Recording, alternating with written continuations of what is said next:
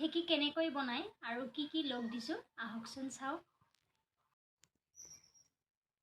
আজি আমি সাথেকিত দিছোঁ পানীলাও ৰাগ, ৰঙালাও ৰাগ, নীলকচু, বকফুল, তাৰপিছত পুই শাক, ছজনাৰ পাত আৰু বিভিন্ন বস্তু 100 এবিধ লগ আছে ইয়াতে। যিকোনো মানে খুতুৰা, ভতুৱা, মিঠা আলুৰ পাত, তাৰপিছত আম দিছোঁ, চেঙেট টেঙা দিছোঁ, মচন্দৰী দিছোঁ, এয়া আদাৰ পাত দিছোঁ, ঢেকীয়া দিছোঁ আৰু বিবিধ বস্তু আছে। তিত ভাকুৰি আছে আৰু বেঙেনাৰ পাত আছে, এইবিলাক আছে আৰু পদিনা আছে, বাৰ্মি শাক আছে, কলমৌ আছে আৰু এই পদিনা আৰু এটা এবিধ বস্তু দিছোঁ। সেইবিধ বস্তু আজিকালি পাবলৈ নাই। সেইবিধ বস্তু হ'ল তিত ভাকুৰি।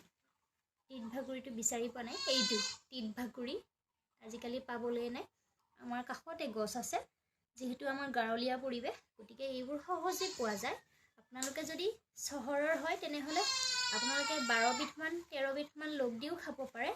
এয়া ডাঠা শাক, মানিমুনি, সৰু মানিমুনি এইবিলাক দিও বনায়।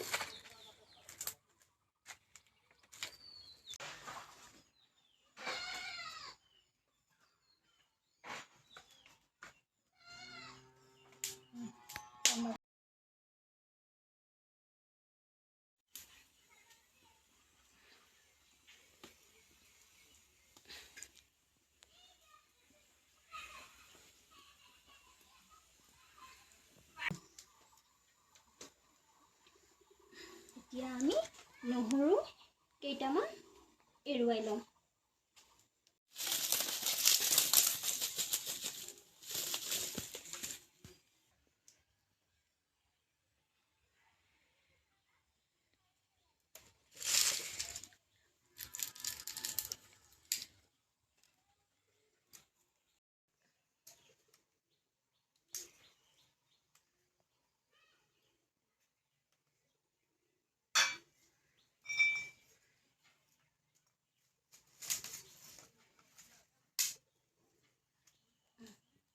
এতিয়া আমি অকণমান মিঠাতেল দিছোঁ, বেছি মিঠাতেল দিব নালাগে।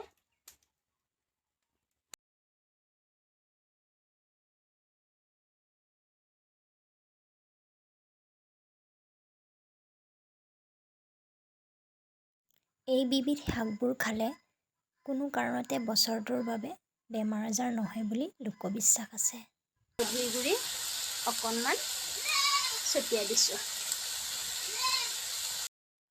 আৰু এটা কথা ক'ব পাহৰিছোঁ, এই শাক কেইবিধত যিমান বেছি নহৰু দিয়ে সিমানেই ভাল হয়। যিহেতু ইয়াত বহুত শাক লগ হৈ আছে, গতিকে কোনোবাবিধ সোনকালে সিজিব আৰু কোনোবাবিধ নিসিজে। সেইকাৰণে অকণমান আমি খাৰ দি দিম। এয়া মই খাৰত পানী দিছোঁ, এতিয়া খাৰটো সৰি থাকিব। ঘৰত বনোৱা খাৰ। খাৰ দিলে সোনকালে সিজিব আৰু খাই বৰ ধুনীয়া লাগে। আপোনালোকে এবাৰ ৰান্ধি খাই চাবচোন দেই।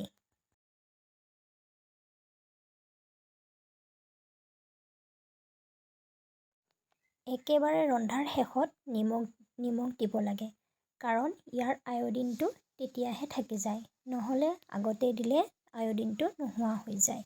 আগতে বহুত থাইৰয়ডৰ প্ৰব্লেম আছিলে মানুহবিলাকৰ, কিন্তু এতিয়া আয়ডিন নিমখত হোৱাৰ কাৰণে নহয় বেমাৰটো।